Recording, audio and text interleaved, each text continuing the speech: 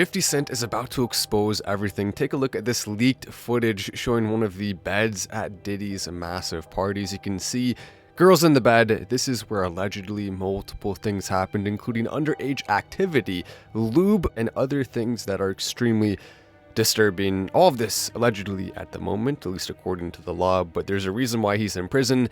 They don't put charges like that against you for no reason.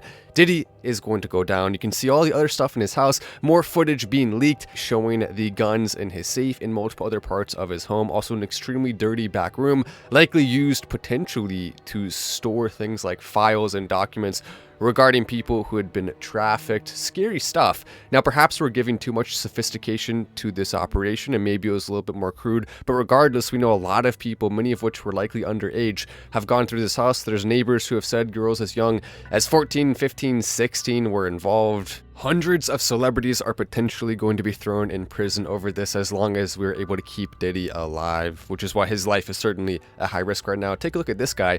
He was the one who was allegedly taking a lot of the drugs, including ones that were used to take advantage of women, and he was holding them. He was the mule for Diddy, so if Diddy gets caught, then he's the fall guy. That's essentially what happened. But 50 Cent, though, is not going to allow this to continue to go on, as he is releasing a documentary soon in partnership with some of the main streaming platforms that's going to dive into detail and expose a lot of this. Now, of course, it is partly controlled opposition because they're not going to reveal so many of the things that we know are happening, some of the people who are actually involved. This right here is basically a scapegoat operation to prevent some of the spotlights from going on the people who deserve it most. So we'll keep that in mind, but regardless, 50 Cent is still trying his best.